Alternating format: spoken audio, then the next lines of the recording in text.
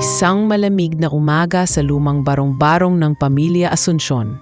Gising na si Carlo bago pa sumikat ang araw. Sa edad na 11 taon, tila alam na niya ang bigat ng responsibilidad na dapat niyang pasanin. Hindi pa man sumasayad ang mga paa niya sa sahig, rinig na niya ang mabibigat na yabag ng kanyang ama, si Mang Berting, na bumalik mula sa magdamagang pag-iinom. "Carlo, nasaan ang paninda mo? Akala ko ba kukuha ka ng candy kay Aling Marites kanina?" Sigaw ni Mang Berting habang ang alak ay amoy na amoy sa kanyang hininga. "May 5 piso pa po ako dito, pa. Pwede na pong idadagdag sa puhunan." Mahinang sagot ni Carlo habang binibilang ang ilang bariyang naipon niya mula sa pamamasura kahapon. 5 piso? Anong magagawa niyan, Carlo? Puro ka palusot. Galit na itinapon ni Mang Berting ang bote ng alak sa sahig, dahilan upang mapaurong si Carlo at magtago sa gilid ng pintuan. "Wala kang silbi? Umalis ka na. Hanap ka ng magbibili ng candy. Huwag kang uuwi dito ng walang pera." Bawat araw ang mga ganitong eksena ang tumatatak sa murang isipan ni Carlo. Sa bahay nilang yari sa pinagtagpi-tagping yero at kahoy, hindi niya naramdaman ang pagiging bata. Ang kanyang ina, si Aling Elsa, ay madalas nakahiga at inuubo ng malala. Sa tuwing naririnig ni Carlo ang matindi nitong pag-ubo, natatakot siya sapagkat alam niyang wala silang pera para sa gamot. "Mahal, wag mo nang pagtaasan ng boses si Carlo. Bata pa siya." Garalgal na pakiusap ni Aling Elsa kay Mang Berting. Elsa, anong gusto mong gawin ko? Magiging maamo ba ako habang wala tayong makain? Habang ganitong buhay natin? Mahal, si Carlo na lang ang natitira sa akin. Huwag mo naman siyang ganyanin, naluluhang sagot ni Aling Elsa. Habang nagaganap ang argumento, si Carlo naman ay tahimik na kinuuha ang ilang supot ng candy na nakuha niya mula sa kapitbahay. Alam niyang kailangan niyang magtinda kahit hindi pa siya nakapag-almusal. Paglabas ng bahay, sinalubong siya ng malamig na hangin at madilim na kalangitan.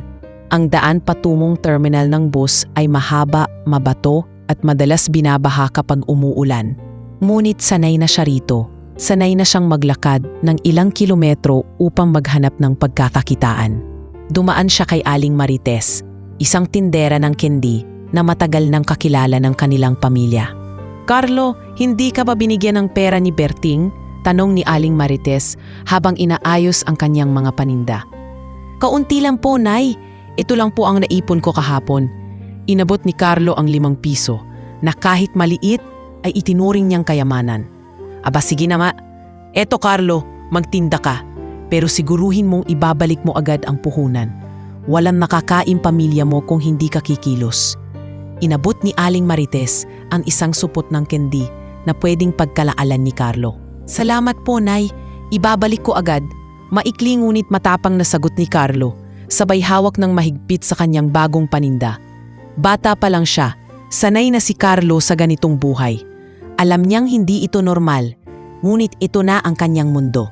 Sa araw-araw, umiikot ang buhay niya sa terminal ng bus sa paglalako ng candy sa mga pasahero. Madalas siyang dinadaanan lang ng tingin, minsan pa nga ay sinasabihang nakakaabala o mang-aabala. Ngunit patuloy siyang nakangiti, kahit masakit, kahit gutom, kahit pagod. May isang bagay lang siyang pinanghahawakan, ang pag-asang makaipon ng sapat para makaalis sa lugar na iyon, malayo sa mabigat na kamay ng ama at sa kahirapan na araw-araw niyang nakikita. Pagbalik niya sa bahay isang hapon, datadnan niyang mas matindi ang pag-ubo ng kanyang ina. Umupo siya sa tabi nito, hawak-hawak ang maliit na perang kinita niya sa maghapon. "Nay, konti lang po ang kita ko ngayon. Pero bukas, babawi ako. Bibili po ako ng gamot ninyo." Mahinang bulong ni Carlo habang hinahaplos ang noo ng kanyang ina. Ngunit hindi na kinaya ng kanyang ina ang sakit. Ilang araw matapos ang insidenteng iyon, pumanaw si Aling Elsa. Iniwan si Carlo at Mang Berting sa isang barong-barong na punong-puno ng kawalan at sakit. Ang pagkawala ng kanyang ina ay nag-iwan ng mas malalim na sugat kay Carlo. Hindi niya maintindihan kung bakit ganoon kalupit ang mundo sa kanya. Sa kanyang murang edad, na wala na ang tanging taong nagbibigay sa kanya ng pagmamahal at pangunawa. Ngunit kahit masakit, pinili niyang magpatuloy. "Nay, pangako po, lalayo ako rito. Mag-iipon ako. Makakawala rin ako." Mahina niyang sambit habang nakatipig sa kalangitan. Hawak ang isang pirasong candy na parabang talaala ng kanyang ina. Bawat araw, bumabangon siya, binabagtas ang parehong daan patungo sa terminal. Binibilang ang bawat baryang kinita. Iniisip kung paano makakatakas sa madilim na lugar na yon. Hindi siya nagreklamo. Hindi siya sumuko. Hanggang sa sumapit ang araw na yon, ang araw na babago ng kanyang buhay sa paraang hindi niya inasahan. Isang malamig na umaga, gising na si Carlo bago pa tumilaok ang mga manok. 4:00 pa lamang, ngunit tuluyan na siyang bumangon mula sa makitid na papag. Kabisado na niya ang gagawin. Bitbitin ang bag na puno ng candy, isuot ang kanyang sirang tsinelas at simulang tahakin ang mahabang daan patungong terminal ng bus. Sa bawat yapak, naririnig niya ang alingaw-ngaw ng kanyang hakbang sa tahimik na kalye. "Naku, Carlo, ang aga-aga mo na naman. Hindi ka ba natatakot maglakad ng ganitong oras?" Tanong ni Aling Marites, ang kapitbahay na minsan ay nagiging supplier niya ng candy. "Sanay na po ako, Nay. Mas mabuti na po yung maaga akong makarating sa terminal para hindi ako maunahan sa mga pasahero." Sagot ni Carlo habang hawak-hawak ang maliit na supot ng paninda. "Mag-ingat ka ha.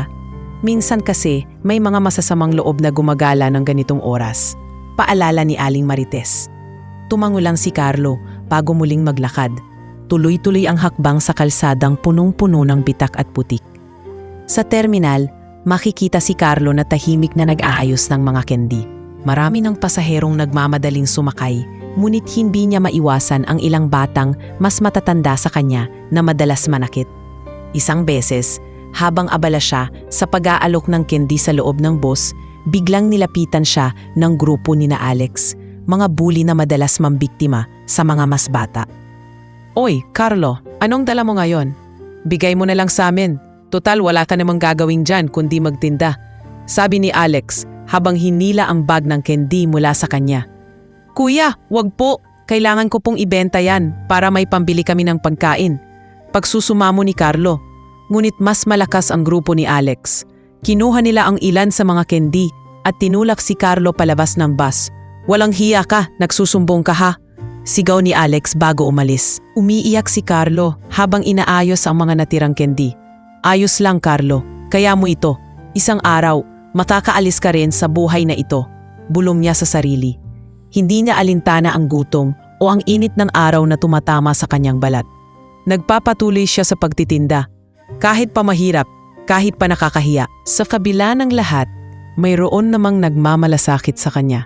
Si Kuya Dado, isang driver ng lumang bus, ang palaging bumibili ng candy ni Carlo. Minsan, kahit hindi na siya bumibili, binibigyan pa niya si Carlo ng kaunting barya o pagkain. "Carlo, kumain ka na ba?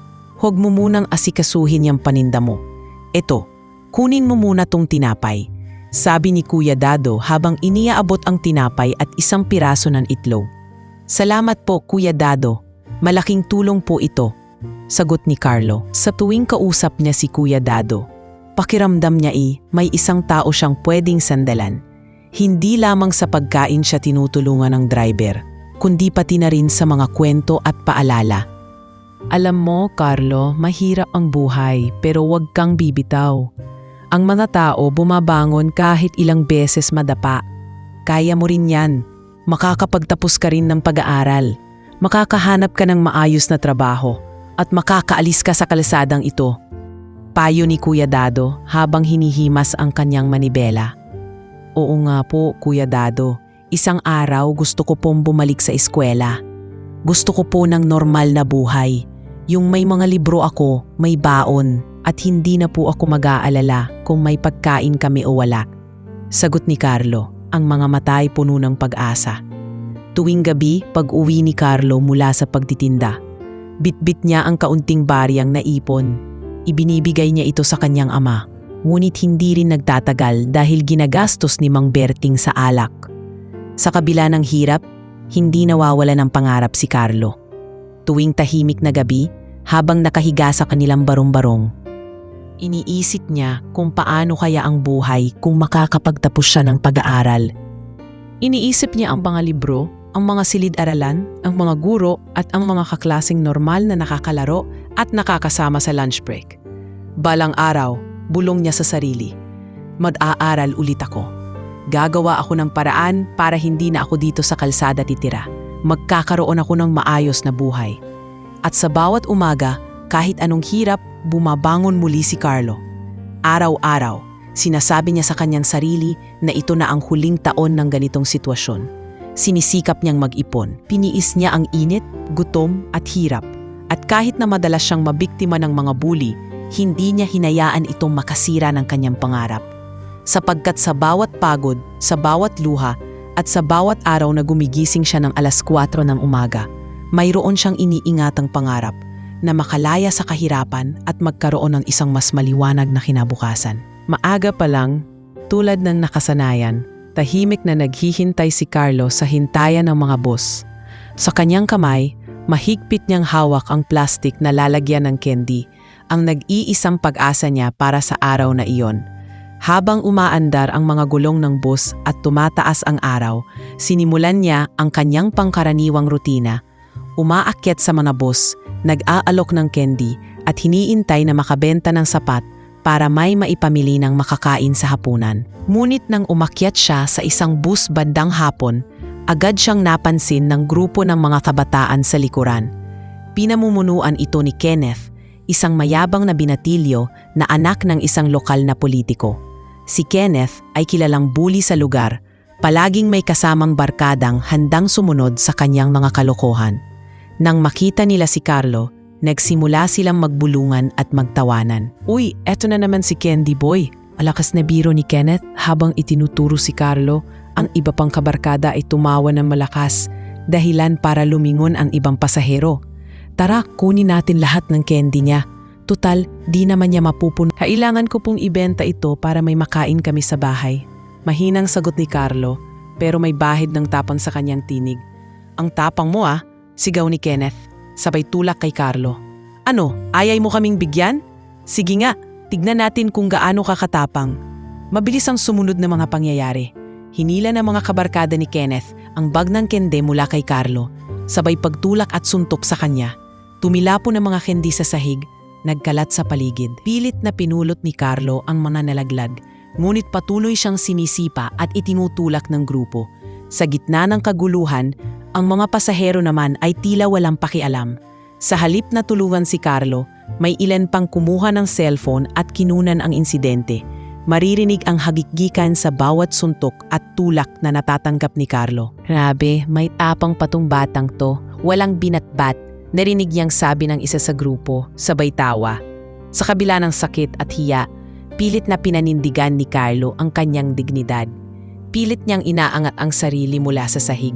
Pilit niyang nilalabanan ang takot.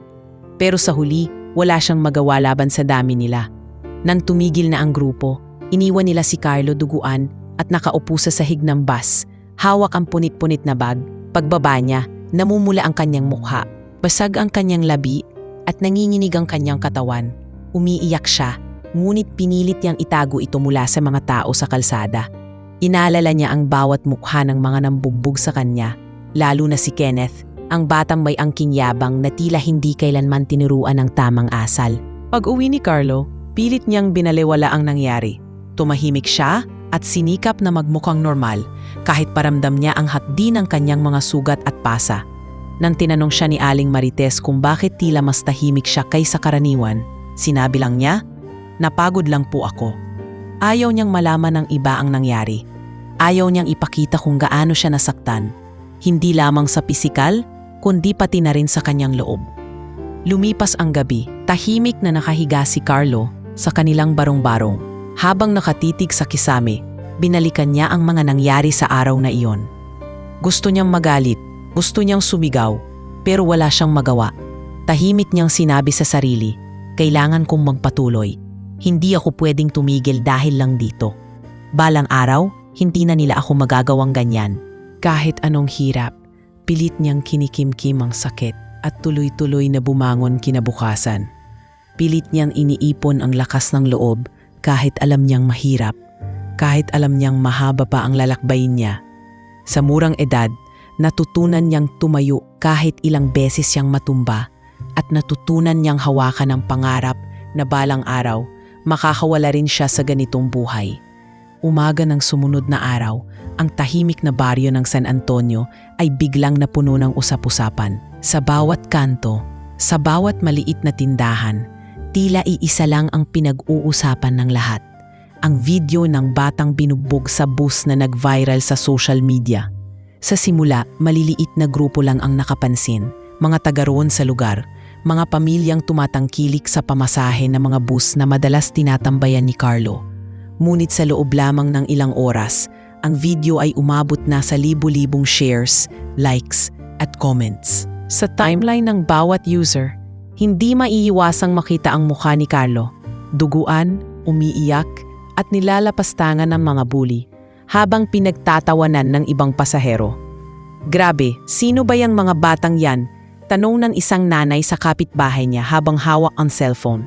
Anak ni Berting yan, si Carlo. Kawawa naman yung bata, napakabigat na ng buhay, tapos ganyan pa, inabot. Sa kabila ng mga mapanirang komento, mas marami ang naawa at nagalit. Bakit walang tumulong sa kanya? Ang dami-daming nandoon, puro kuha ng video, pero walang sumaway, sabi ng isang netizen sa Facebook. Sa bawat like at comment, nadagdagan ang awareness sa kalagayan ni Carlo. Hanggang sa dumating ang araw na hindi na lang lokal na balita ang pinag-uusapan ng lahat. Napansin na rin ito ng mainstream media. Magandang araw mga kapamilya. Isa pong video ng pambubugbog sa isang batang nagtitinda ng candy sa bus ang nag-viral ngayon sa social media. Kilalanin natin si Carlo Asuncion, ang batang nagtulak ng malawakang diskusyon ukol sa karahasan at pananahimik ng lipunan. Balita ni Angela Pascua, ang kilalang journalist na palaging namumuna sa mga isyung panlipunan. Ang kanyang programa sa primetime ang nagsilbing malaking entablado para sa kwento ni Carlo. Hindi nagtagal, isang araw ay pinuntahan niya mismo ang barong-barong ng pamilya Asuncion upang makausap ang batang itinanghal sa social media. Carlo, ano ang naramdaman mo nung nangyari yon? Tanong ni Angela habang ang camera crew ay abala sa pagkuha ng footage ng kanilang bahay. Sa unang pagkakataon, nagsalita si Carlo ng diretsyo. Hindi po ako galit sa kanila. Masakit po ang nangyari, pero iniisip ko na lang po, baka may pinagdadaanan din sila kaya nila nagawa yon. Walang bakas ng puot sa boses ng bata. Sa halip, tahimik niyang inilahad ang kanyang kwento kung paano araw-araw siyang bumabangon ng maaga, naglalakad ng malayo at pilit na nagtitinda ng candy para lamang may makain. Hindi niya pinanagot ang mga bully, pero hindi rin siya nagpatianod sa takot. Buong tapang niyang sinabi sa national television ang totoo niyang kalagayan. Isang bata, iniwan ng ina sa murang edad, sinisikap itawid ang bawat araw sa kabila ng kahirapan. Naging mabilis ang reaksyon ng publiko.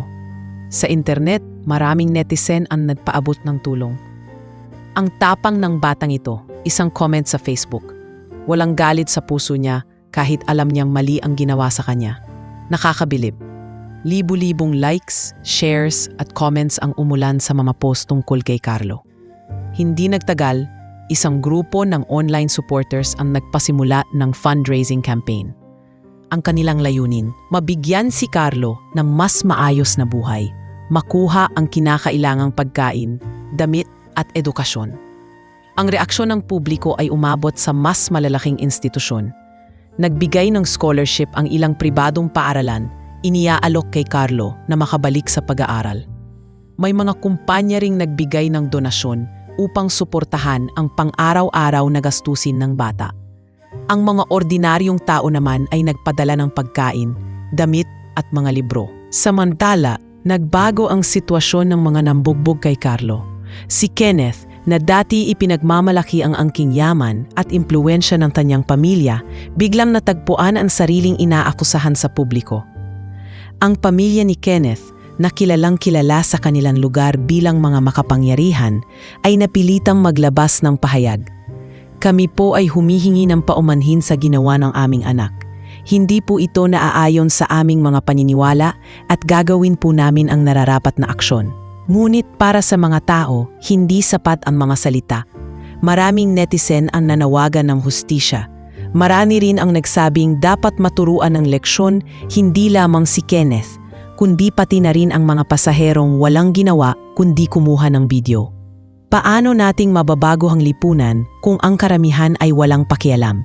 Tanong ng isang viral na post. Sa kabila ng lahat ng ingay at galit sa social media, nanatiling kalmado si Carlo. Hindi siya naghayag ng anumang masamang salita laban sa mga nambugbog sa kanya.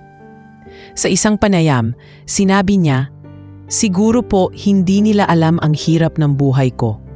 Kung alam po nila, baka hindi nila ako nagawang saktan. Hindi po ako galit sa kanila.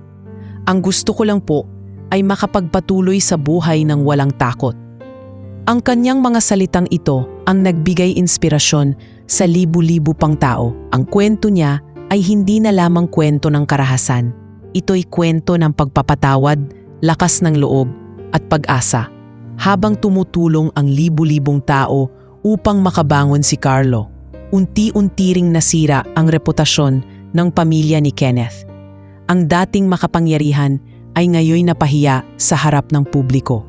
Ngunit si Carlo, sa kabila ng lahat, ay nanatiling mapagkumbaba, nanindigan sa kanyang mga paniniwala, at pilit na tinatahak ang landas patungo sa isang mas maliwanag na bukas. Sa kabila ng mga nangyari, nagsimula na ang bagong yugto sa buhay ni Carlo.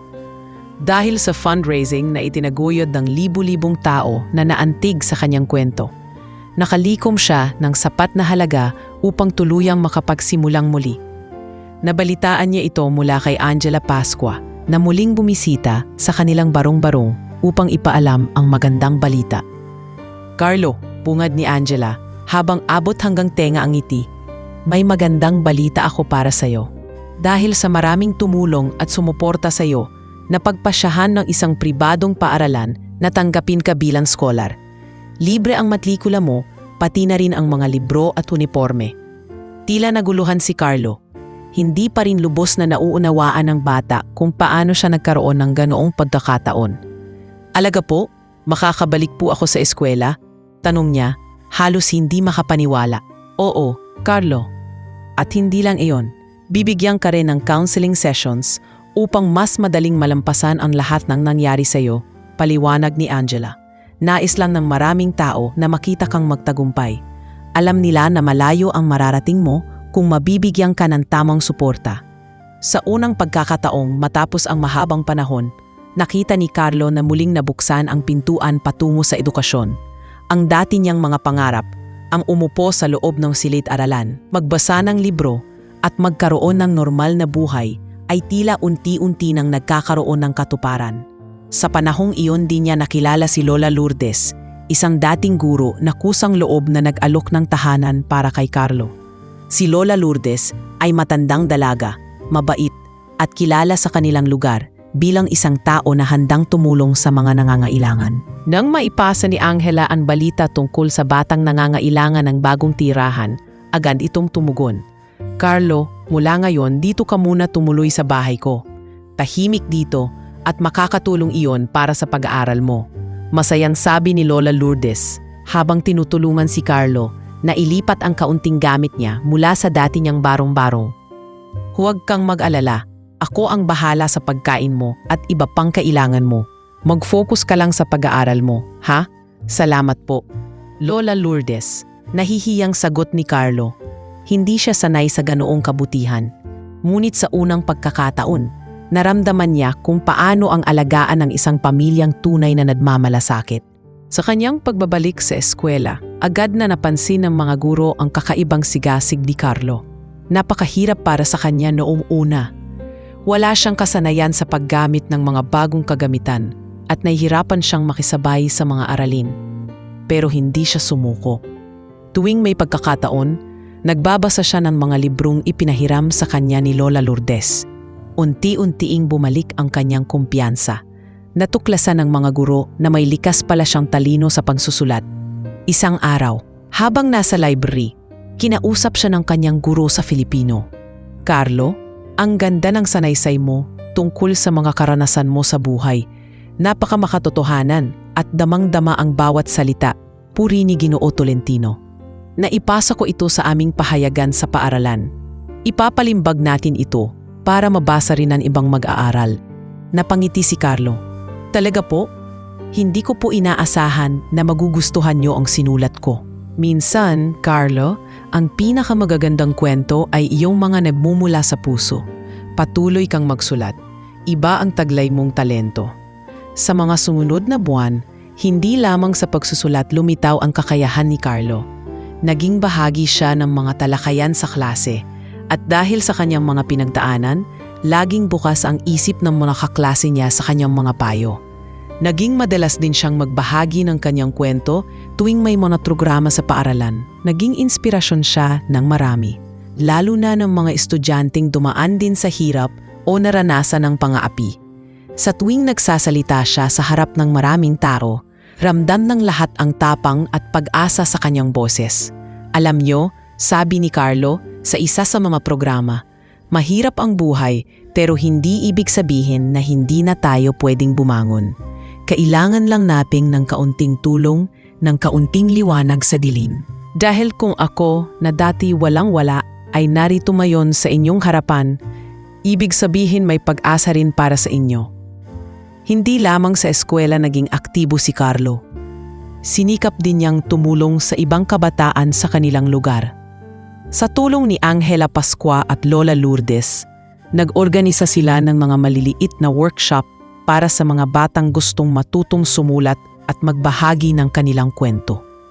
Naging bukas ang kanilang tahanan sa mga nangangailangan ng payo o inspirasyon. Minsan, dumalaw rin ang mga dating bully ni Carlo upang humingi ng tawad at humingi ng gabay sa kanya. Carlo, bungad ni Kenneth nang minsang nagkaharap sila sa programa sa eskwela. Pasensya ka na sa lahat ng ginawa naming dati. Sana mapatawad mo kami. Napatigil si Carlo, mumiti at sinabing, wala na yon Kenneth. Ang mahalaga, pare-pareho tayong natututo sa mga nangyari. Sa bawat araw na lumilipas, lalong lumalakas ang loob ni Carlo. Hindi niya inasahan na mula sa isang batang nagtitinda ng candy sa bus, siya ang ngayon ay isang modelo ng pag-asa at pagbabago. Ang dating pangarap niyang makabalik sa eskwela ay natupad na at higit pa roon. Unti-unti niyang tinutulungan ang ibang kabataan na magkaroon din ng pagkakataon. Sa kanyang murang edad, si Carlo ay naging patunay na sa bawat pagsubok may pwedeng mabuo. Isang kwento ng lakas, pangarap at pagmamalasakit sa kapwa. Ang mga pangyayari na sinundan ng viral na video ni Carlo ay hindi lamang nagdulot ng pagbabago sa buhay ng bata, kundi nagkaroon din ng malawakang epekto sa mga taong nakapaligid sa kanya. Isa sa mga ito ay ang pamilya ni Kenneth. Ang tatay ni Kenneth, na isang kilalang politiko sa kanilang lugar, ay mabilis na nalagay sa kontrobersiya. Hindi na lamang tungkol sa pambubugbog ng anak nito sa isang mahirap na bata ang issue, unti-unting umalingasaw ang mga katiwaliang matagal nang ikinukubli ng pamilya. Maraming mga netizen ang nagsimula ng magtanong, kung kaya nilang magbuli ng bata, ano pa kaya ang ginagawa nila sa ibang tao? Dahil sa galit ng publiko at sa malawakang investigasyon, mabilis na bumagsak ang political career ng ama ni Kenneth. Dating kilala sa kanilang komunidad bilang makapangyarihan at maimpluwensya, ngayon ay wala nang naniniwala sa kanyang integridad. Ang dating mataas na respeto ng mga tao sa kanilang pamilya ay tuluyang nawala. Isa-isa ring lumitaw ang mga reklamo ng korupsyon at mga proyekto na hindi natapos. Kahit ang mga kaalyado ng pamilya ay nag-umpisa ng maglayuan, dala ng takot na madamay sa iskandalo. Si Kenneth naman sa murang edad ay biglaang nakaranas ng pagbagsak mula sa pedestal na dati niyang kinatatayuan. Natanggal siya sa pribadong eskwelahan na kanyang pinapasukan. Sa paningin ng mga guro at magulang ng ibang estudyante, hindi na nila maitatangging masamang impluwensiya si Kenneth sa mga kaeskwela. Ipinatanggal siya sa eskwelahan upang ipakita ng institusyon na hindi nila kinukonsinti ang ganitong asal. Ang dating mga kaibigan ni Kenneth ay nagsimulang umiwas sa kanya. Ang mga kaklase na dati kasama niya sa bawat tawanan ay biglang tumahimik tuwing nandyan siya. Nag-umpisang makaramdam ng kahihiyan si Kenneth sa bawat araw na nagdaraan. Ang isang pamilyang dati hinahangaan ay ngayon kinamumuhian sa kanilang komunidad. Bukod sa pamilya ni Kenneth, naapektuhan din ang ibang pasahero ng bus na nanood at tumawa sa insidente. Marami sa kanila ay nagdesisyong lumapit kay Carlo upang personal na humingi ng tawad. Isang hapon, habang nagbabasa ng libro si Carlo sa bahay ni Lola Lourdes, isang grupo ng pasahero ang dumating sa kanilang pintuan. Carlo, bungad ng isang babae na may dala pang plastic bag ng prutas. Hindi namin alam kung papaano kami magsisimula. Pero gusto naming humingi ng tawad. Nakita namin ang nangyari pero wala kaming ginawa para tumulong. Sa halip, sumabay kami sa pagtawa. At dahil dito, naging masakit para sa amin ang mga reaksyon ng mga tao sa social media. Tiningnan sila ni Carlo. Sa kabila ng sakit na dulot ng kanilang pananahimik, hindi niya nakita sa kanila ang mali siya. Alam niyang takot din ang dahilan kung bakit wala silang ginawa noong oras na iyon, kaya't marahan siyang tumango. Ang mahalaga po ngayon, natututo tayo sa mga pagkakamali natin. Ayos lang po yon, tapos na po yon. Habang unti-unting nagiging maayos ang relasyon ni Carlo sa ibang pasahero, may ilan ding hindi nakaligtas sa kahihiyan. Ang ilang pasahero na nakunan ng video na natatawa habang binubugbog si Carlo ay nawalan ng trabaho. Isa sa kanila ay call center agent na natanggal matapos makita ng kumpanya ang kanyang viral na video. Ang iba'y inabandona ng mga kliyente nila dahil sa imahe nilang naidikit sa cyberbullying. Hindi sila makapaniwala na ang isang minuto ng pagtawa ay magdudulot ng ganoong kalaking pinsala sa kanilang reputasyon. Sa huli, napagtanto nila ang halaga ng pagiging mabuting tao sa harap ng kamera at higit sa lahat sa harap ng ibang tao. Samantala, si Kenneth, kahit patila naging outcast sa kanilang lugar, ay tahimik na nagsimulang magbago. Sa una, pilit niyang isinasantabi ang hiya at galit sa mundo.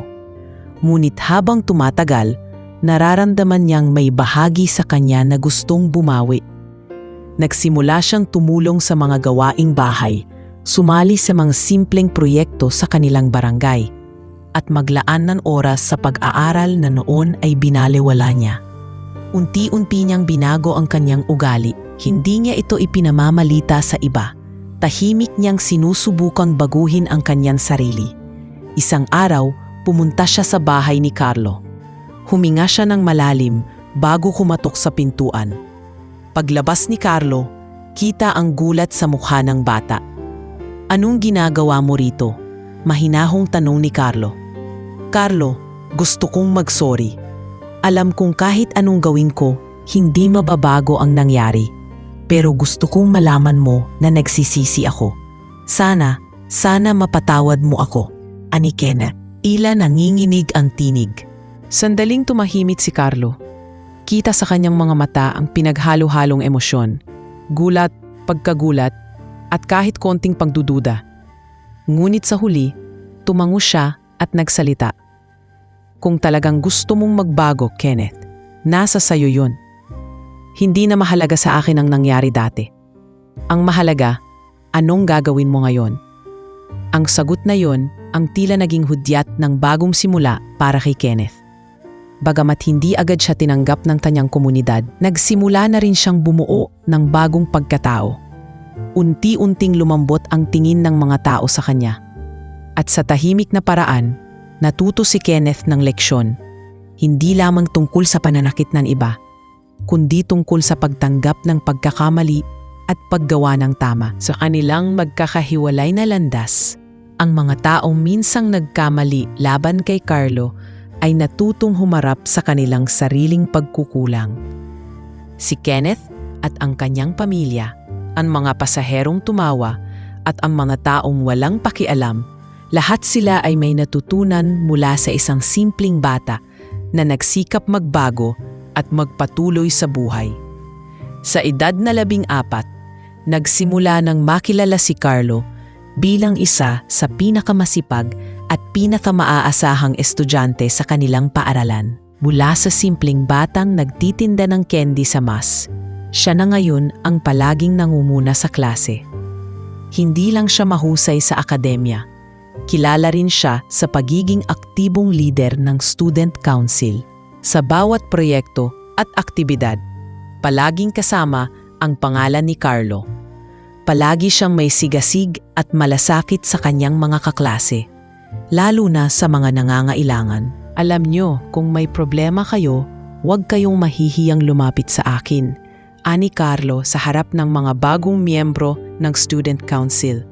Dati rin akong natakot at nahihiyang humingi ng tulong, pero natutunan kong hindi natin kayang mag-isa. Magtulungan tayo. Sa ilalim ng kanyang pamumuno, maraming programang nakatulong sa mga mahihirap na estudyante. Naglunsad siya ng mga fundraisers upang makapagbigay ng school supplies sa mga batang kapos. Nag-organisa siya ng mga anti-bullying workshops kung saan binahagi niya ang sarili niyang karanasan upang makapagbigay ng inspirasyon. Palagi niyang inuungkat ang kanyang nakaraan, hindi bilang dahilan upang maawa ang mga tao sa kanya, kundi bilang patunay na kaya ng kahit sino ang magbago at magtagumpay. Sa mga ganitong aktibidad din niya nakilala si Professor Victor Ledesma, isang sikat na manunulat at motivational speaker na tumulong sa kanya upang mas mapalawak pa ang kanyang abot. Inimbitahan ni Professor Ledesma si Carlo na dumalo sa isang seminar na ang tema ay pag-asa sa harap ng pagsubok. Matapos magsalita ni Professor Ledesma sa seminar, kinausap niya si Carlo. Carlo, nasubaybayan ko ang kwento mo. Bungad ni Professor Ledesma habang magkaharap sila sa backstage. Napakabata mo pa, pero ang dami mo nang napagdaanan. At higit sa lahat, nagawa mong gawing inspirasyon ang lahat ng hirap na iyon. Maraming salamat po, Professor Ledesma. Malaking bagay po ang encouragement ninyo sa akin. Alam ko pong malayo pa ang tatahakin ko, pero gusto ko pong makatulong sa mas marami pa, sagot ni Carlo. Simula noon, naging mentor niya si Professor Ledesma. Tinuruan siya nito kung paano mas epektibong makipag-usap sa harap ng maraming tao, paano sumulat ng mga sanaysay na may epekto, at paano magplano ng mga proyekto upang mas marami ang matulungan. Sa bawat hakbang, palaging naroon si Professor Ledesma upang magbigay ng payo. Ngunit kahit patuloy ang kanyang tagumpay, hindi pa rin nawawala ang mga pagsubok na dulot ng kanyang nakaraan.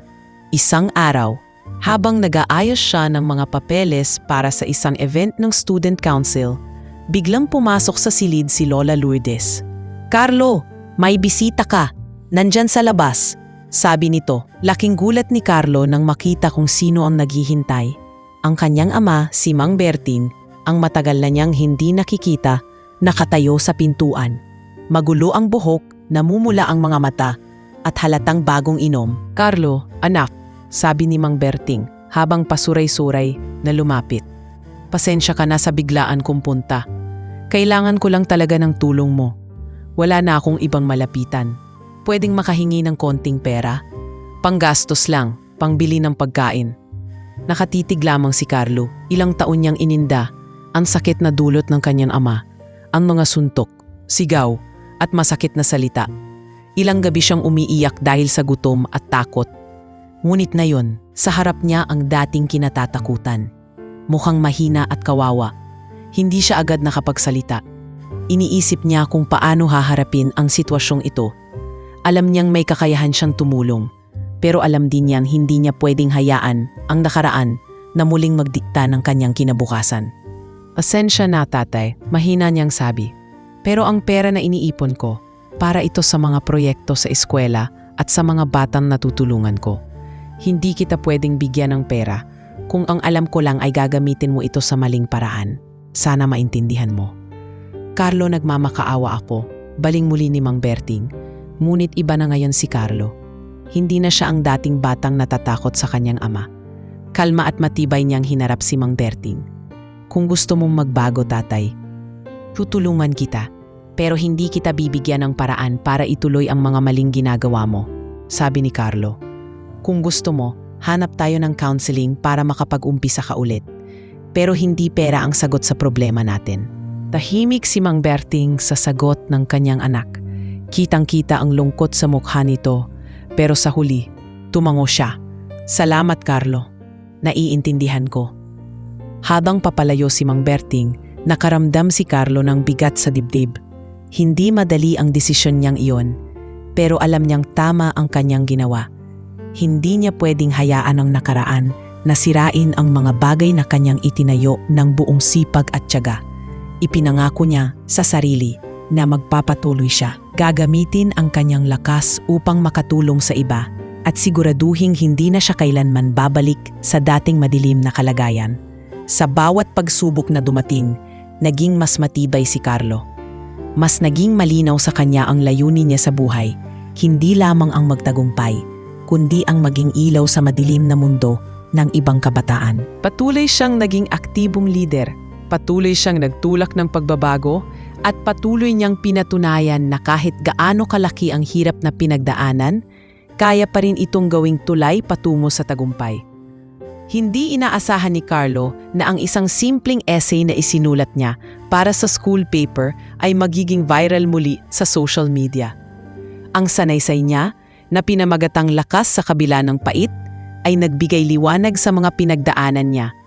Ang hirap ng buhay sa lansangan, ang pambubugbog sa bus at ang determinasyon niyang bumangon mula sa kahirapan. Sa loob lamang ng ilang araw, libu-libong shares, likes at comments ang natanggap ng kanyang post. Muli, pinag-usapan siya hindi lamang sa kanilang lugar, kundi pati sa iba't ibang panig ng bansa. Carlo, nakita mo na ba ang essay mo sa Facebook?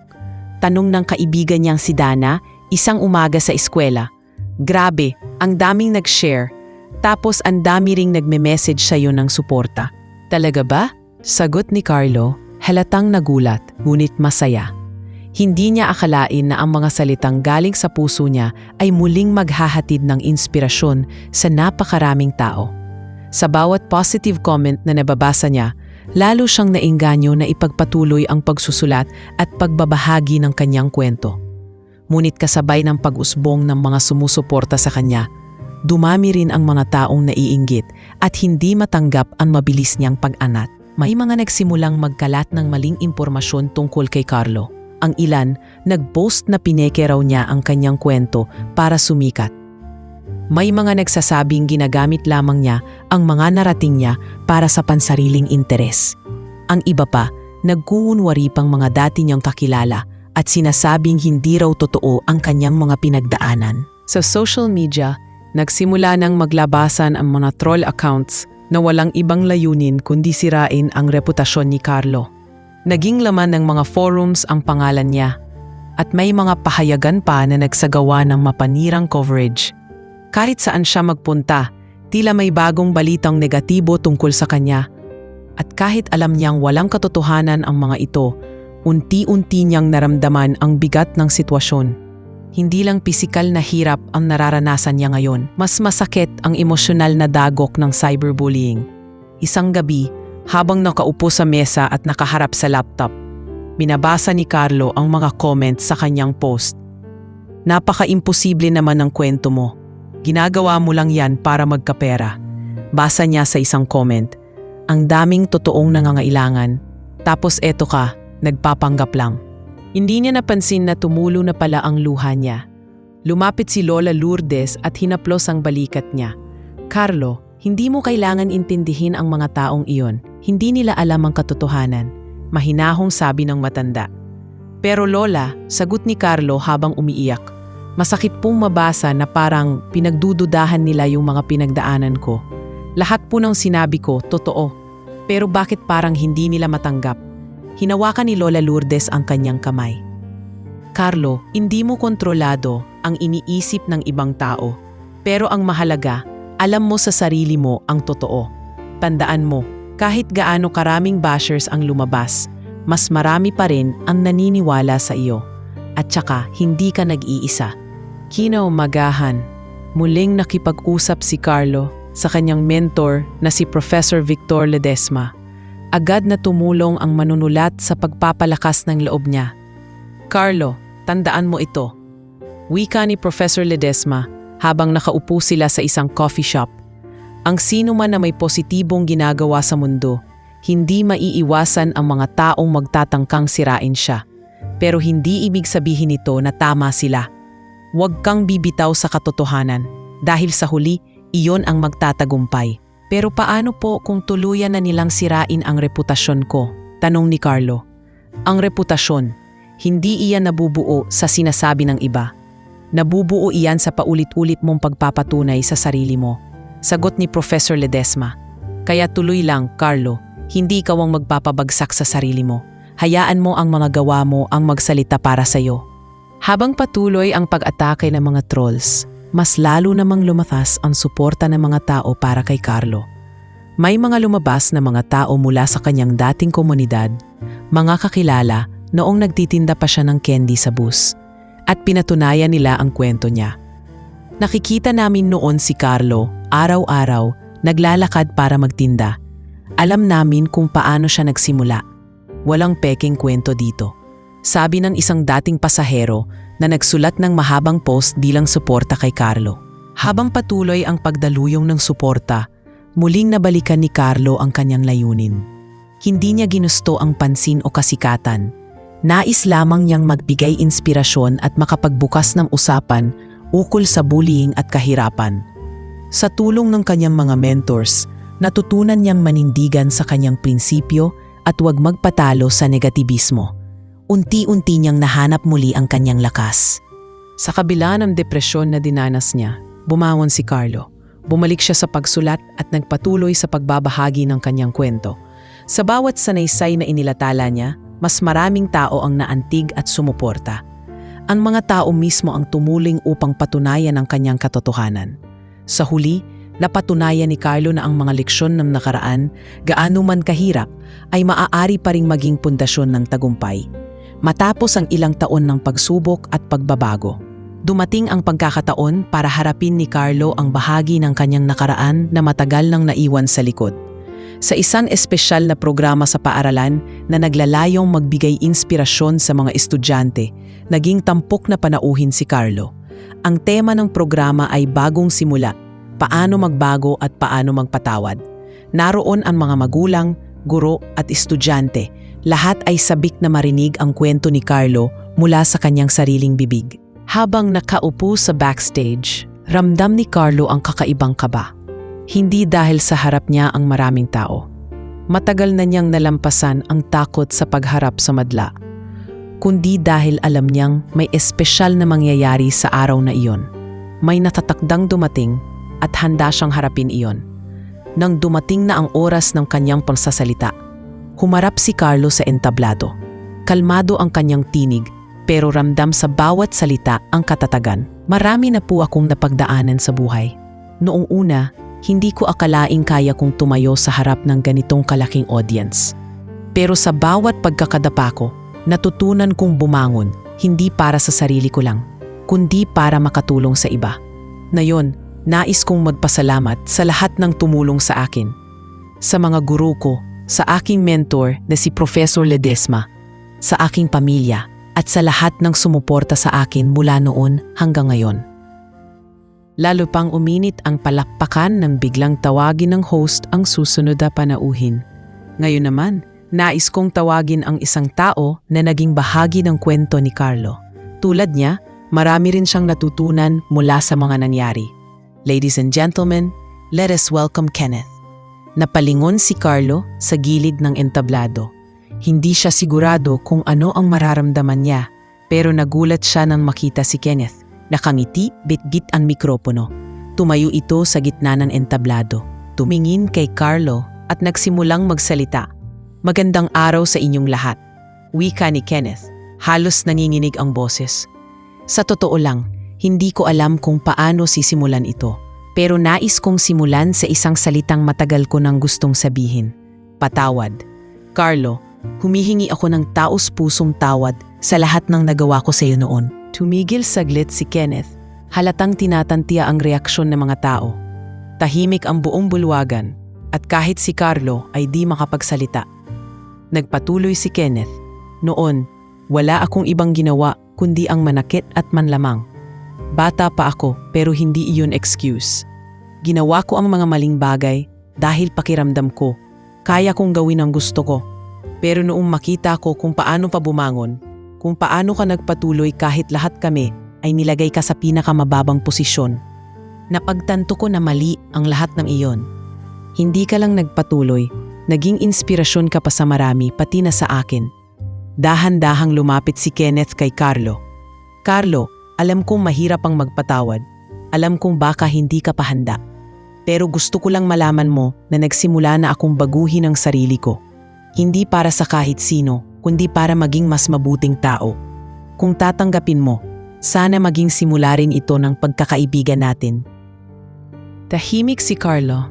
Ramdam niya ang sinseridad sa mga salita ni Kenneth. Alam niyang hindi madaling humarap sa entablado, sa harap ng napakaraming tao at umamin ng pagkakamali. Sa puntong iyon, naisip ni Carlo ang lahat ng pinagdaanan nila. Ang sakit, ang takot, ang galit. At kung paano niya nalampasan ang mga iyon.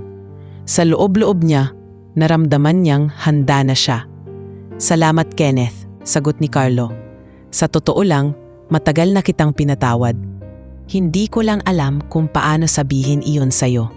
Pero ngayon, masaya akong marinig na binabago mo na ang sarili mo. Sana maging mabuti kang halimbawa para sa iba tulad ng pagsisikap mong maging mabuting tao ngayon. Biglang nagpalakpakan ang mga tao. Maraming napaluha, marami ang nagbigay ng standing ovation. Ang makitang magkasama ang dalawang dating magkaaway sa iisang entablado, nagkakaunawaan, ay naging simbolo ng tunay na pagpapatawad at pagbabago. Kinabukasan, naging viral ang video ng kanilang harapan. Pinuri sila ng social media bilang halimbawa ng forgiveness at paghilom ng sugat mula sa nakaraan. Maraming netizen ang nagkomento kung silang ang dalawa na parehong may pinagdaanan ay kayang magpatawad, bakit hindi rin tayo? Nagkaroon ng bagong usapin sa social media ukol sa kahalagahan ng pagbabago ng ugali at pagtanggap ng pagkakamali. Sa mga sumunod na buwan, unti-unting nabuo ang pagkakaibigan ni Carlo at Kenneth. Minsan silang nagkakape, nag-uusap tungkol sa mga plano sa hinaharap, at nagtutulungan sa mga proyekto ng Student Council. Si Kenneth, na dati kilalang bully, na yun ay isa ng aktibong volunteer sa mga outreach program. Palaging kasama niya si Carlo at nagtutulungan silang ipakita sa iba na ang bawat tao, gaano man kalaki ang naging kasalanan, ay may kakayahang magbago. Dahil sa pagkakasundong iyon, lalo pang lumalim ang paggalang ng komunidad kay Carlo. Hindi na lang siya kilala bilang isang batang nagsikap magtagumpay. Siya na rin ang naging mukha ng pagpapatawad at pagkakaibigan. Sa bawat kwento, sa bawat programa at sa bawat pagharap niya sa tao, palaging dala ni Carlo ang aral na natutunan. Na sa mundong puno ng galit at pagkakaiba, ang pagpapatawad ang magiging susi upang makabuo ng mas magandang kinabukasan. Sa edad na 18, napatunayan ni Carlo na hindi hadlang ang kahirapan sa tagumpay. Sa kabila ng lahat ng pagsubok at pag-aalinlangan, natanggap siya sa isang prestigyosong unibersidad sa Maynila. Ang scholarship na ibinigay sa kanya ay hindi lamang base sa kanyang akademikong galing, kundi pati na rin sa kanyang hindi matatawarang dedikasyon sa pagbabago ng lipunan. Isang araw, habang nag-aayos ng mga papeles sa bahay ni Lola Lourdes, dumating ang liham mula sa unibersidad. Nang mabasa ni Carlo ang mga salitang, "Congratulations, you have been awarded a full academic scholarship." Hindi niya napigilang mapaluha. "Lola, natanggap po ako!" Sigaw niya. Hawak ang sulat habang tumatakbo papinta kay Lola Lourdes na noon ay nagwawalis sa hardin. "Oh, di talagang magaling ang apo ko." Sabi ko na Carlo, basta sipag at tiyaga. Maaabot mo rin ang mga pangarap mo. Masaya at may pagmamalaking sagot ni Lola Lourdes. Sa unibersidad, nagningning si Carlo, ang dating batang naglalako ng candy sa bus, na yo'y isa ng respetadong estudyante at leader. Ngunit hindi lang siya naging abala sa pag-aaral, sinimulan din niyang isulat ang kanyang kwento. Sa kanyang mga libreng oras, inilalagay niya sa papel ang lahat ng pinagdaanan niya, mula sa hirap ng buhay sa lansangan hanggang sa tagumpay na narating niya sa tulong ng mga taong naniwala sa kanya. Pagkalipas ng 1 taon, natapos ni Carlo ang kanyang unang libro na pinamagatang Bawat Hakbang, Kwento ng Pagtatagumpay sa Gitna ng Kahirapan. Isang maimpluwensyang publisher ang nakabasa ng draft at agad na inalok si Carlo na ilathala ito. Sa unang buwan ng paglalathala, naging bestseller ang libro. Hindi lamang sa Pilipinas ito umani ng papuri, kundi pati na rin sa ibang bansa kung saan maraming mga kabataan ang nakarelate sa kanyang kwento. Carlo, hindi mo lang alam kung gaano mo kami na-inspire. Ang libro mo, nagbigay ng bagong pag-asa sa aming mga migrant workers dito. Wika ng isang OFW sa Dubai na nagpadala ng mensahe sa kanyang social media account. Napansin ng media at ng iba't ibang organisasyon ang naging epekto ni Carlo sa kanyang mga mambabasa. Sunod-sunod ang imbitasyon sa kanya upang maging keynote speaker sa mga youth conference at leadership seminars. Isang araw, dumating ang isang personal na imbitasyon mula sa Malacanang. Si Carlo ay napili bilang kinatawan ng mga kabataan ng bansa sa isang International Youth Summit na gaganapin sa Geneva. Hindi makapaniwala si Carlo nang ipabatid ito sa kanya ng kanilang dean. Carlo, kinilala nila hindi lang ang academic excellence mo kundi pati na rin ang pagkatao mo. Gusto nilang makita ang isang kabataan na tunay na may malasakit sa kapwa at ikaw ang napili nila, sabi ng dean habang iniabot ang opisyal na liham mula sa palasyo. Sa Geneva, dinala ni Carlo ang mga kwento ng kabataan sa Pilipinas. Sa kanyang talumpati, isinalaysay niya ang sariling karanasan bilang biktima ng bullying, kung paano siyang nagpatuloy sa kabila ng lahat, at kung paano niyang ginamit ang kanyang tinig upang makatulong sa iba. Mula sa mga estudyante hanggang sa mga lider ng iba't ibang bansa, naging inspirasyon si Carlo. Matapos ang summit, lumapit ang isang delegado mula sa Japan at sinabing, "Your story is not just a Filipino story. It's a universal story of resilience. Thank you for sharing it with us." Bumalik si Carlo sa Pilipinas na may mas mataas na layunin, patuloy na labanan ang bullying at kahirapan sa pamamagitan ng edukasyon at pagpapalaganap ng kamalayan. Ipinuloy niya ang kanyang misyon na tulungan ang iba pang kabataan na makabangon mula sa kanilang mga pinagdaraanan. Sa bawat pagsasalita niya sa mga paaralan at komunidad, palagi niyang sinasabi, "Hindi mo man makontrol ang mga pinanggalingan mo, pero may kapangyarihan kang baguhin ang patutunguhan mo." Ang kanyang mga proyekto ay hindi lamang limitado sa mga seminar. Sa tulong ng mga sponsor, nagsimula siyang magpatayo ng mga community learning centers sa iba't ibang probinsya. Ang mga center na ito ay nagbigay ng libreng access sa mga libro, internet at training sessions para sa mga kabataang nais matuto. Muli siyang napansin ng international community at inanyayahan siyang maging bahagi ng isang global youth coalition na tumutulong sa mga mahihirap na kabataan sa iba't ibang bansa. Carlo, I never thought that your story would inspire not just Filipinos, but people from around the world, wika ng isang foreign partner sa isang virtual meeting.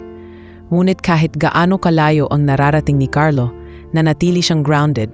Sa tuwing natatapos ang isang proyekto o seminar, palaging bumabalik sa isip niya ang batang Carlo, ang batang pumila sa terminal ng bus.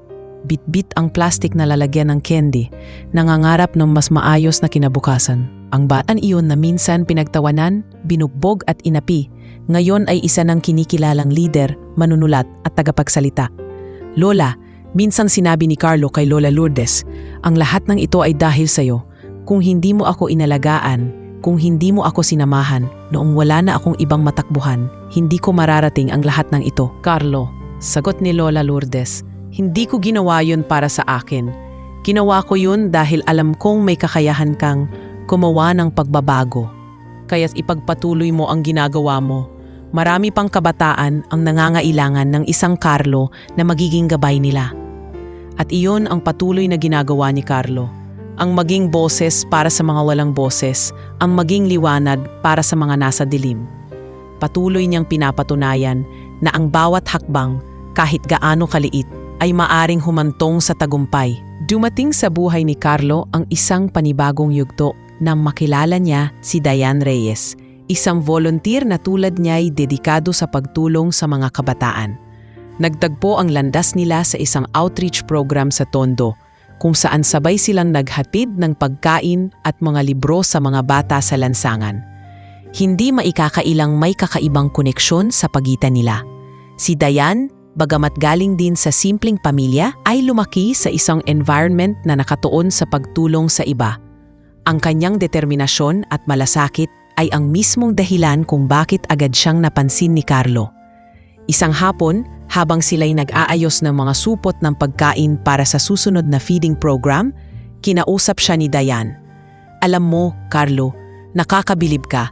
Yung kwento mo, yung mga pinagdaanan mo, pero hindi ka nagpatinag.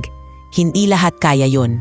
Hindi rin madali, sagot ni Carlo. Medyo nahihiya. Pero sa tingin ko, kailangan nating gawin to para sa mga batang tulad natin noon. Gusto kong maramdaman nila na may nagmamalasakit sa kanila. Yan ang dahilan kung bakit gusto kong sumama sa iyo sa mga ganitong programa, sagot ni Diane. Para maramdaman nila na hindi sila nag-iisa. Simula noon, naging mas malapit sila sa isa't isa. Mula sa simpleng pagkakaibigan, unti-unting lumalim ang kanilang samahan. Natagpuan nila ang kasiyahan sa pagbuo ng mga proyekto para sa mga nangangailangan. Sa bawat feeding program, seminar at community outreach, magkasama silang nagplano at nagpatupad. Hanggang isang araw, sa kalagitnaan ng isang programa, napag-usapan nilang gawing mas organisado ang kanilang mga aktibidad. Ilang taon na rin ang lumipas mula noong huling narinig ni Carlo ang tungkol sa kanyang ama. Sa kabila ng kanyang tagumpay, nanatili pa rin ang bigat ng mga alaala ng kanilang masalimuot na nakaraan. Ang sakit, takot at galit na dulot ng mga ginawa ni Mang Berting ay parang anyino sumusunod sa bawat hakbang ni Carlo. Hanggang sa isang umaga, habang abala siya sa pagre-review ng mga panukala para sa kanilang foundation, natanggap niya ang isang tawag. "Hello, Carlo?" Pinig ng isang babae sa kabilang linya. "Opo, sino po sila?" sagot niya, bahagyang nagtataka. "Isa po ako sa mga kapitbahay ng tatay ninyo. Gusto ko lang sanang kipaalam na matagal na po siyang may sakit. Cancer daw po, sabi ng doktor. Gusto niyang makita kayo. Kahit sa huling pagkakataon." Napahinto si Carlo. Hindi niya alam kung paano sasagutin yon. Ang lalaking ito na minsan niyang tinawag na tatay, na siyang dahilan ng marami niyang sugat sa nakaraan, ngayon ay humihingi ng tulong? Biglang nanumbalik ang lahat ng alaala, ang mga gabi ng pag-iyak, ang gutom, ang mga insulto. Ngunit sa kabila ng lahat, naroon pa rin ang bahagi niyang nagsasabing, siya pa rin ang tatay ko. "Papaano po siya?" tanong ni Carlo. "Nasa bahay pa rin po siya, hindi na makalakad. Umaasa na lang sa tulong ng ibang tao," sagot ng babae. Pagkababa ng tawag, hindi mapakali si Carlo. Naisip niya kung ano ang sasabihin ng ibang tao kung malalaman nilang pinili niyang tulungan ang isang taong minsang nanakit sa kanya. Alam niyang magdudulot ito ng sari-saring opinyon, lalo na mula sa mga taga-suporta niya. Ngunit alam din niyang hindi iyon ang mahalaga.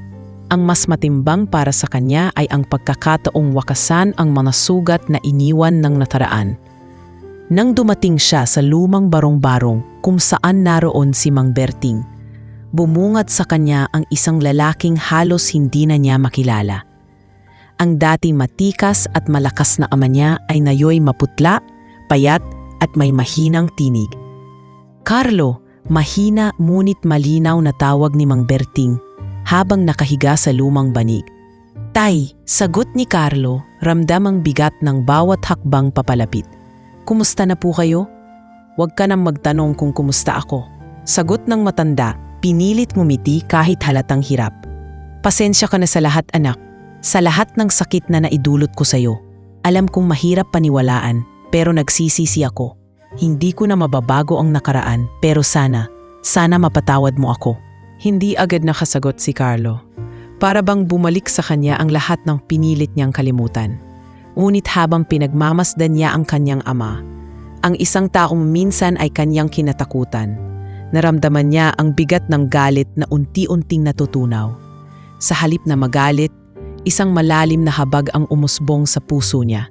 "Matagal na po kayong napatawad, tay," mahinang sabi ni Carlo. Nanginginig ang luha. "Hindi lang siguro ako nagkaroon ng lakas ng loob, na sabihin sa inyo noon. Salamat anak, sagot ni Mang Berting. Salamat sa pagkakataong ito. Sa mga sumunod na araw, si Carlo mismo ang nag-asikaso sa ama niya. Dinala niya ito sa ospital, tinulungan siyang makakuha ng mas maayos na gamot at sinigurong maaalagaan siya ng maayos. Ginawa niya ito hindi upang mapansin ng publiko o upang makuha ang simpatiya ng mga tao, kundi para sa kanyang sariling kapayapaan. Alam niyang ang pagtulong sa ama ay bahagi ng pagpapalaya sa kanyang sarili mula sa sakit ng nakaraan. Mabilis kumalat ang balita tungkol sa ginawa ni Carlo. Sa social media, nahati ang opinyon ng mga tao. May nagsabi, bakit mo tinutulungan ang taong nanafit sa'yo? Hindi mo siya kailangang patawarin. Ngunit mas marami rin ang pumuri sa kanyang desisyon.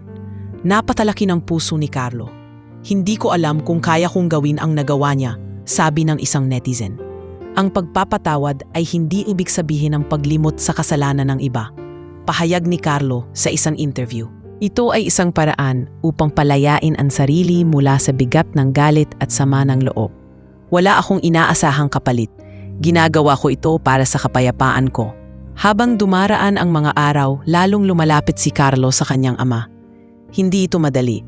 May mga pagkakataong bumabalik ang pait, lalo na kapag nakikita niya ang mga pilat ng kanyang kabataan. Ngunit sa bawat araw na ginugol nila ng magkasama, naramdaman niya ang unti-unting paghilom ng sugat sa kanyang puso hanggang dumating ang araw na pumanaw si Mang Berting. Tahimik ito, payapa at nasa piling siya ng anak na minsang kanyang sinaktan. Sa araw ng libing, nagsalita si Carlo sa harap ng pamilya at mga kakilala. Marami ang nagtatanong kung bakit ko siya pinatawad, sabi ni Carlo, habang hawak ang isang maliit na krus. Simple lang ang sagot, dahil siya ang tatay ko.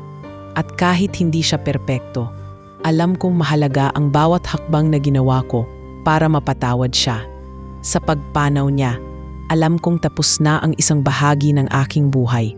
Wala na akong pinapasan. Malaya na ako. Pagkatapos ng libing, naramdaman ni Carlo ang ginhawa na matagal niyang hinahanap. Ang galit, takot at sakit na matagal niyang bitbit ay tila nawala na. Sa kanyang puso, isang bagong simula ang unisbong. Isang simula na mas matatag, mas buo at mas handa sa hamon ng buhay. Ilang taon ang nakalipas, tuluyang nahanap ni Carlo ang tahimik at masayang pamilya na matagal na niyang pinapangarap. Sa likod ng maraming pagsubok, mga pagbagsak at muling pagbangon, natagpuan niya si Diane na naging katuwang niya sa bawat hakbang. Ang kanilang kasal ay simpleng seremonya lamang sa isang maliit na chapel na pinalamutian ng mga bulaklak mula sa mga kaibigan at taga-suporta. Naroon ang mga bata mula sa kanilang foundation, nakasuot ng malilinis na damit. Nagsisilbing flower girls at ring bearers. Sa bawat hakbang ni Diane patungo sa altar, ramdam ang pagmamahalan nilang dalawa na hinubog ng panahon at ng kanilang misyon para sa kapwa. Sa huli, hindi ang mga parangal, hindi ang mga interview, at hindi ang mga pamagat ang nagbigay ng tunay na asiyahan kay Carlo. Ang makita niyang nagbabago ang buhay ng mga batang dating walang pag-asa ang pinakamalaking gantimpala para sa kanya. Sa bawat ngiti ng batang natulungan, sa bawat kwento ng tagumpay na umusbong mula sa simpleng pagsisikap, doon niya naramdaman na ang lahat ng kanyang pinagdaanan ay may kahulugan. Diane, wika ni Carlo habang magkatabi sila sa kanilang maliit na bahay isang gabi. Kung ibabalik ang panahon, babalikan ko pa rin ang lahat ng hirap at sakit. Dahil kung hindi sa mga iyon, hindi ko matututunang lumaban, magpatawad at tumulong. Hindi ko matatagpuan ang dahilan ng lahat ng ito. Hinawakan ni Diane ang kanyang kamay. Carlo, lahat ng ito, lahat ng napagdaanan mo, ay nagsilbing daan upang maging inspirasyon ka ng napakaraming tao. Isa kang patunay na kahit gaano kadilim ang pinanggalingan, palaging may liwanag na naghihintay sa dulo. Tumingala si Carlo sa langit, ramdam ang katahimikan at kapayapaan. Sa wakas natutunan niyang ang bawat sugat, bawat pagkakamali, at bawat pagsubok ay hindi lamang hadlang kundi tulay patungo sa isang mas maliwanag na bukas.